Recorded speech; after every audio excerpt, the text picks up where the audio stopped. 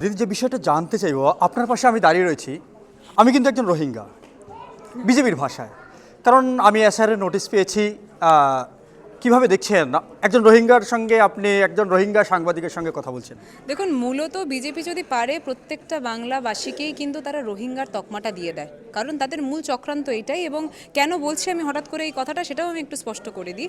এই যে হিয়ারিংয়ের কথা তুমি উল্লেখ করলে, আমরা দেখেছি যে সেই হিয়ারিংয়ে ডাকা হচ্ছে আমাদের যারা দিদা বা দাদু বয়স্ক লোকজনরা। আমরা দেখতে পাচ্ছি যাদেরকে হয়তো এখন হসপিটালে থাকার কথা, তাদেরকে নাকে নল নিয়ে কিন্তু হিয়ারিংয়ের জন্য যেতে হচ্ছে।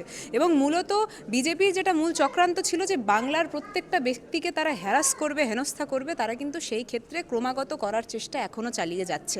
আমরা দেখতে পেরেছি যে কিভাবে যার পেটে বাচ্চা আছে, একজন প্রেগনেন্ট ব্যক্তি, তাকেও কিন্তু, সেই মহিলাকেও লাইনে দাঁড়াতে হচ্ছে অনেকক্ষণ ধরে। এবং সময়টা কিন্তু 5 মিনিট 10 মিনিট নয়। যেই কথাটা দিয়ে তুমি শুরু করলে দাদা, তুমি বললে যে তুমি একজন রোহিঙ্গা, এইভাবেই তুমি শুরু করলে।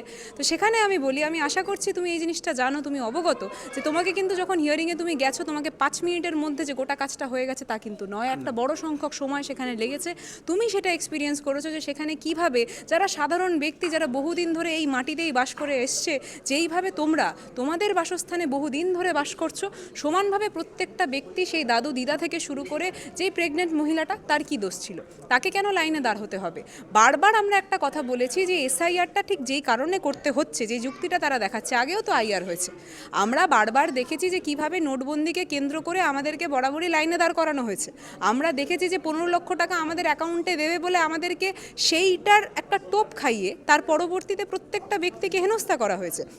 আমরা দেখেছি মোদিবাবু যখন যখন সেটা সিঙ্গুর হোক বা বিভিন্ন জায়গায় উনি এসছেন, আমরা এই দৃশ্য তার পরবর্তীতে এই মিডিয়া চ্যানেলের মাধ্যমে, আপনাদের মাধ্যমেই দেখতে পেরেছি যে কিভাবে সিঙ্গুরে যেই মাটির উপর তাদের সভাটা হয়েছে, সেই মাটিতে হয়তো কদিন আগে সর্ষে ফুল ফুটেছিল, সেই সর্ষের ক্ষেতটা পুরোপুরি ধ্বংস করে দিয়ে সেখানে কিন্তু সভা করা হয়েছে।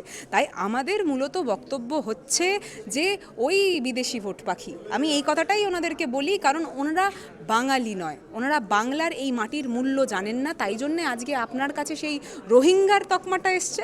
তাই জন্যে আজকে শুধু আপনি নয়, যেই ব্যক্তিটার সারনেম হয়তো চ্যাটার্জি বা চট্টোপাধ্যায়, কেন বলছি চ্যাটার্জি বা চট্টোপাধ্যায়, কারণ ওই চ্যাটার্জিটা যখন চট্টোপাধ্যায় লেখা হয়, সেটার জন্যও কিন্তু ওই ডিসক্রিপেন্সির একটা লেটার তাদের কাছে এসছে, তাদেরকেও কিন্তু বলা হয়েছে যে আপনাদেরকে হিয়ারিংয়ে যেতে হবে। এবার মূলত কথা হচ্ছে এই আনম্যাপড যে গোটা বিষয়টা, এটা কিন্তু স্পষ্টভাবে এখন কোর্ট ডিক্লেয়ার করে দিয়েছে যে না, আপনাদের সকলকেই সেই গোটা তালিকাটা, খসড়া তালিকা কিন্তু পেশ করতে হবে। আগে এই জিনিসটা তারা লুকোচুরিভাবে করছিল, এবার গোটা বিষয়টাই কিন্তু তাদের একটা জায়গায় গিয়ে ধাক্কা খেয়েছে। আমি মনে করছি যে যেইভাবে আপনার গায়ে কেউ রোহিঙ্গার তকমা লাগাচ্ছে বা অন্য কোনো ব্যক্তির গায়ে রোহিঙ্গার তকমা লাগাচ্ছে, আমি জানি না, এখনও আমার কাছে অবধি সেই লেটার পৌঁছায়নি, কাল বাদে পরশু পৌঁছাতে পারে, তখন হয়তো একজন আর হবে না, তখন হয়তো দুজনের জায়গায় প্রশ্নটা চলে আসবে, জানো তো। তো আমার কথাটা হচ্ছে, শুধুমাত্র ওই ভট্টাচার্য জায়গায় ভট্টাচার্যা হয়ে গেলে বা চ্যাটার্জির জায়গায় চট্টোপাধ্যায় হয়ে গেলে, যারা প্রত্যেকটা ব্যক্তিকে এই কেন্দ্র করে হ্যারাস করছে, বা বাবার সাথে চ্যাটার্জি আর সেখানে ছেলে লিখছে চট্টোপাধ্যায়, এটার জন্য ছেলেকে ডাকা হচ্ছে, আমি তাদেরকে স্পষ্টভাবে বলতে চাই যে বাংলার মাটি এই হেনস্থা স্পষ্ট করে তার হৃদয় গেঁথে রাখলো। এবং 2026-এর ইলেকশনে প্রত্যেকটা বাঙালি, প্রত্যেকটা ব্যক্তি যারা এই বিষয়ে, যারা নিজেদের অধিকার জানে, যারা এই মাটির, এই ভূমির ছেলে, তারা কিন্তু এই লড়াইটা খুব সুন্দরভাবে করবে এবং জবাবটা খুব সুন্দরভাবেই 26-এর একদম নির্বাচনের সময় তারা দেবে। এটা কি ইচ্ছাকৃত কোনো দিক থেকে মনে হচ্ছে? অবশ্যই মনে হচ্ছে। এটা আমরা দিনের শুরু থেকে বলেছি, আমরা আইআর এর বিরুদ্ধে ছিলাম না, আমরা এসআইআর এর বিরুদ্ধে এই জন্যেই, কারণ এসআইআর মূলতভাবে বাংলাকে হেনস্থা করার জন্য, বাঙালিদেরকে হেনস্থা করার জন্য করা হয়েছে।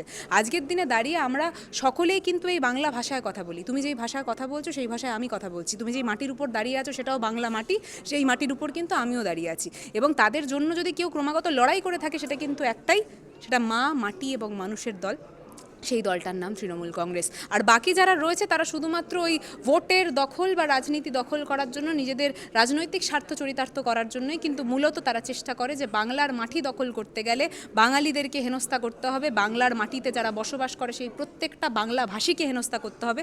তাই আজকে আমরা বারবার দেখতে পাচ্ছি যে বিজেপি শাসিত রাজ্য, ডাবল ইঞ্জিন সরকার যেসব জায়গায় রয়েছে, তুমি যদি সেখানে গিয়ে বাংলা ভাষায় কথা বলো, তাহলে তোমাকে শুধু রোহিঙ্গার তকমা দেওয়া হবে না, তোমাকে হয়তো মেরে বা কোনো একটা জায়গায় হয়তো ফেলে রেখে দেওয়া হবে। এই দৃশ্য আমরা বারবার দেখেছি। আমাদের লড়াইটা এই নোংরামির বিরুদ্ধে।